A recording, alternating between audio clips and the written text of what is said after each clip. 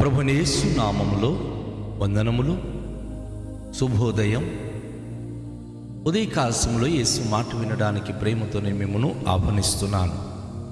ఈ ఉదయకాల సమయంలో మత్తయి సువార్త 12వ అధ్యాయము 33 నుండి 37 వచనాలను ధ్యానించుకుందాం. చెట్టు మంచిదని ఎంచి దాని పండును మంచిదే అని ఎంచుడి, లేదా చెట్టు చెడ్డదని ఎంచి దాని పండును చెడ్డదే అని ఎంచుడి. చెట్టు దాని పండు వలన తెలియబడును. సర్పసంతానమా, మీరు చెడ్డవారై ఉండి ఎలాగూ మంచి మాటలు పలుకగలరు? హృదయమందు నిండి ఉండు దానిని బట్టి నోరు మాట్లాడును గదా. సజ్జనుడు తన మంచి ధననిధిలో నుండి సద్విషయములను తెచ్చును, దుర్జనుడు తన చెడ్డ ధననిధిలో నుండి దుర్విషయములను తెచ్చును. నేను మీతో చెప్పినదేమనగా, మనుషులు పలుకు వ్యర్థమైన ప్రతి మాటలను గూర్చి విమర్శ దినమున లెక్క చెప్పవలసి ఉండును. నీ మాటలను బట్టి నీతిమంతుడవని తీర్పు నొందుదువు, నీ మాటలను బట్టియే అపరాధి అని తీర్పు నొందుదువు. నా ప్రియ సహోదరి సహోదరుడా, ఈ ఉదయకాలములో యేసు ప్రభువారు మనకు బోధించిన చక్కని ఆయన మాటలను బట్టి మనము ధ్యానించబోతున్నాం. ఒక మనిషి తన మాట తీరు, తన ప్రవర్తన నీతిమంతుడా అనీతిమంతుడా అనే విషయాన్ని తెలుసుకోవడానికి కావలసిన చక్కని మాటలు యేసయ్య మనకు ఈ వాక్య భాగం ద్వారా నేర్పిస్తున్నాడు. ఆయన ఉదాహరణంగా చెట్టు ఫలమును గూర్చి ఆయన మనకు బోధిస్తున్నాడు. ఒకవేళ ఏ చెట్టు అయినా ఆ చెట్టు మంచిదని ఎంచినప్పుడు ఆ చెట్టు ఫలము కూడా మంచిదని మనం ఎంచుతాం. ఒకవేళ చెట్టు ఫలము గనుక చెడ్డదైతే ఆ చెట్టునే చెడ్డది, ఈ చెట్టు మంచిది కాదు, ఉళ్ళది, లేకపోతే ఇది రుచికరము కానిది అని దానిని మనము ఎంచుకోము. దానిని మనం ఎవరు కూడాను ఇష్టపడము. మనుషులు కూడా ఆ రీతిగానే ఉన్నారు. వారు తమ మంచి ధననిధి నుంచి సజ్జనుడు మంచి మాటలే మాట్లాడుతారు. ఎవరైనా సరే చెడ్డవాడై ఉండి మంచి మాట్లాడాలి అంటే సాధ్యము కాదు. ఎందుకంటే యేసుప్రభువారు ఎంత ఒక అద్భుతమైన లోతైన మర్మాన్ని ఆయన తెలియచేశారు. ఏమిటంటే, మనిషి యొక్క హృదయ పరిపూర్ణతను బట్టి నోరు మాట్లాడుతుంది. ఒక మనిషి హృదయంలో ఏవైతే నిండుగా ఉన్నాయో, మంచితనం నిండుగా ఉంటే మంచి మాట్లాడతారు, చెడ్డది గనుక నిండి ఉంటే చెడు మాటలే మాట్లాడతారు. కనుక ఒక మనిషి మంచివాడా చెడ్డవాడా అని తెలుసుకోవడానికి మనకు ఆ వ్యక్తి పలికే మాటను బట్టి మనకు అర్థమవుతుంది. నా సహోదరి, నా సహోదరుడా, కాకి కోకిల చూడ్డానికి ఒకలానే కనిపించవచ్చు, కానీ కాకి మనకు సహకారిగా మన ఇంటి వద్దనే అది ఉంటుంది, కనిపెడుతుంది. ఏదైనా గనక మనము పడేస్తే అది పట్టుకుని పోతుంది. ఏదైనా చచ్చిన వస్తువు గనక ఉంటే అది కూడా ఎత్తుకుని పోతుంది. మనం పడేసిన ఎంగిలి మెతుకులు ఏరుకొని తినేస్తుంది.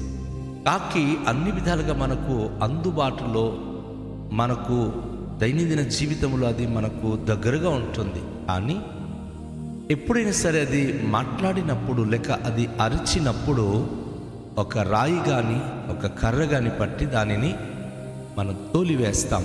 ఎందుకంటే దాని భాష, దాని యొక్క గొంతు మనకు ఇష్టము లేదు. సహకారిగా ఉన్నా సరే అది మనకు నచ్చవు.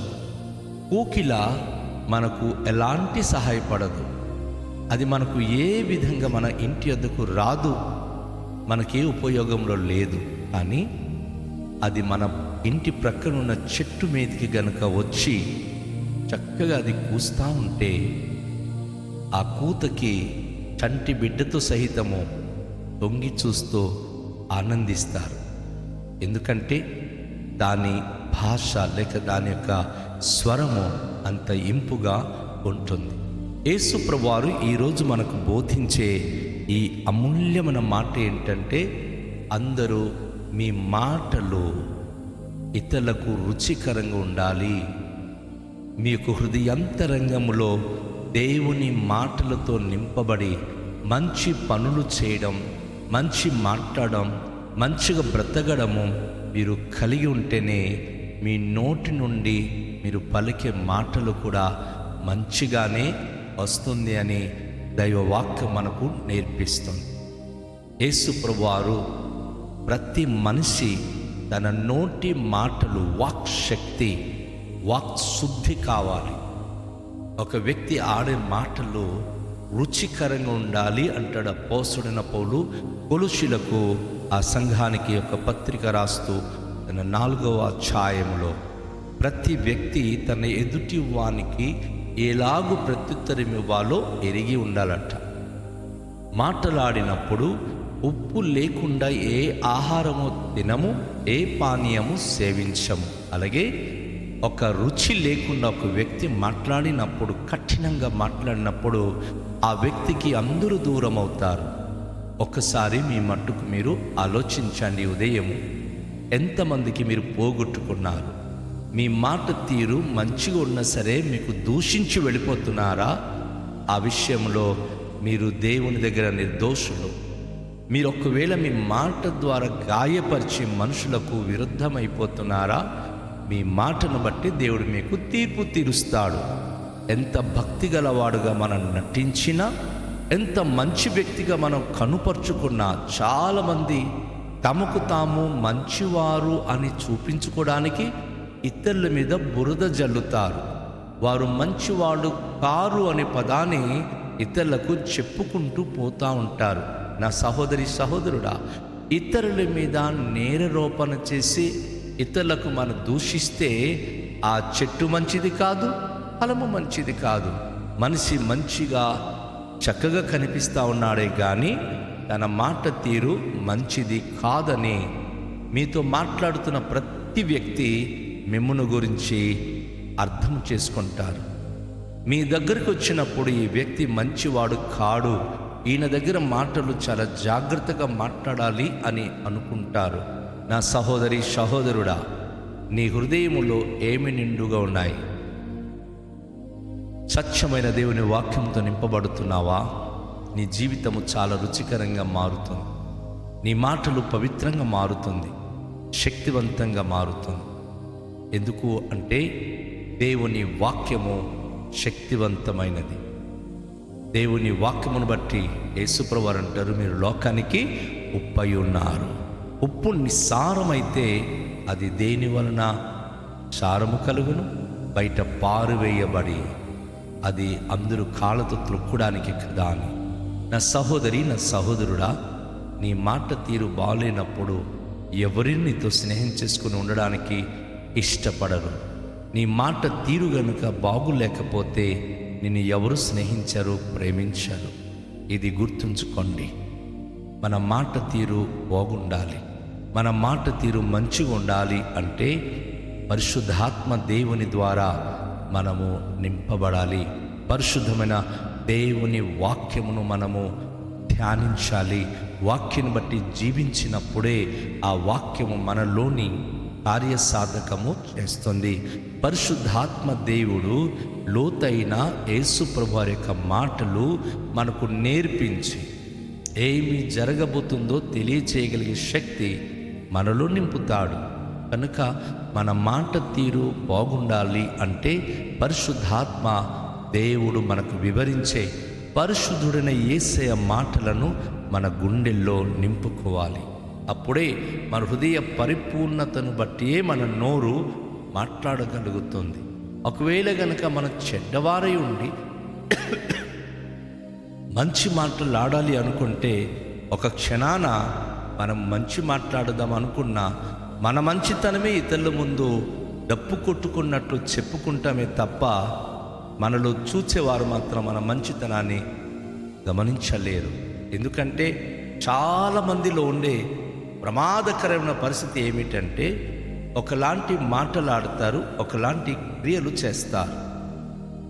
ఎవరికి ఉపయోగం లేని జీవితము జీవించినప్పుడు మనం ఎంత మాట్లాడినా అది ప్రయోజనం కాదు. మన ద్వారా ఎవరైనా బాగుపడుతున్నారా? మన మాటలు ఎవరైనా అంగీకరిస్తున్నారా?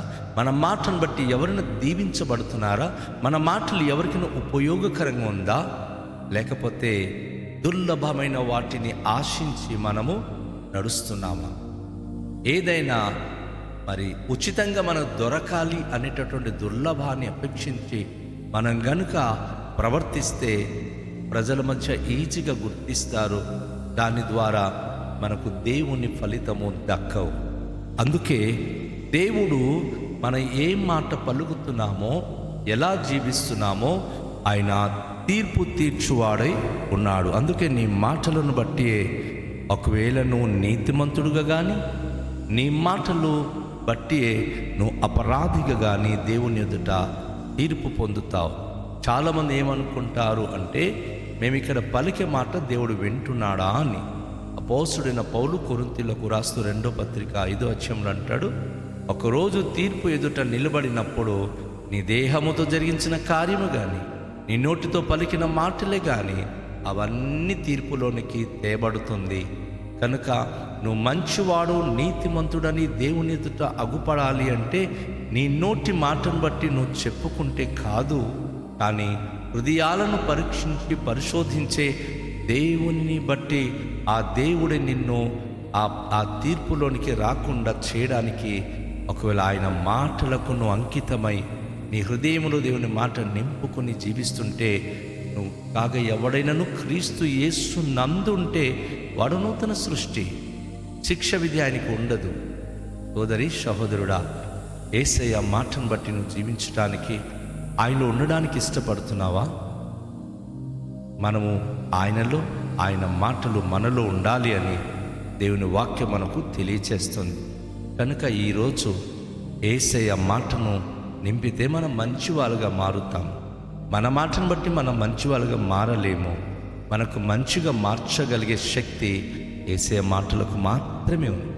కనుక యేసయ్య మాట వింటున్న మీకు ప్రభువైన యేసుక్రీస్తులో నుండి ఆ నూతనాత్మని, ఆ నీతిగల జీవితాన్ని, పవిత్రమైన జీవితాన్ని దేవుడు అనుగ్రహించేలాగున ప్రార్థన చేద్దాం. మికిలి దయగల పరలోకపు తండ్రి, మీ పరిశుద్ధ నామానికి వేలాది వందనాలు, స్తోత్రాలు.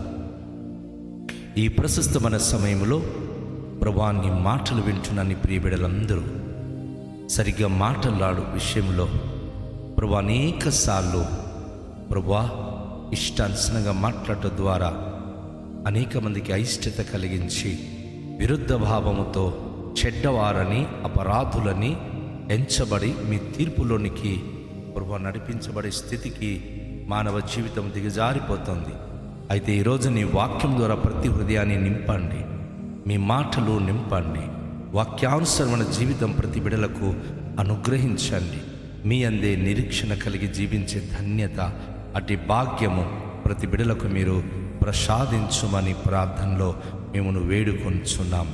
పరమ తండ్రి, రండి, మీ యొక్క కృప, కరుణ, కటాక్షం ప్రతి ప్రియ బిడలకు అనుగ్రహించండి. మీ అందలి నిరీక్షణతో ప్రతి బిడలు జీవించే కృపనివ్వండి. ప్రభువా, ప్రతి మాటలు పవిత్రపరిచి ప్రతి హృదయాలు మీ వాక్యము నింపి ప్రతి బిడలు ప్రభువా మీ మహిమ కొరకే నీతిమంతులుగా జీవించే కృపనిమ్మని యేసు నామములో ప్రార్థిస్తున్నాము తండ్రి, ఆమేన్. అందరికీ షాలోమ్. ప్రభు మిమ్ములను దీవించునుగాక.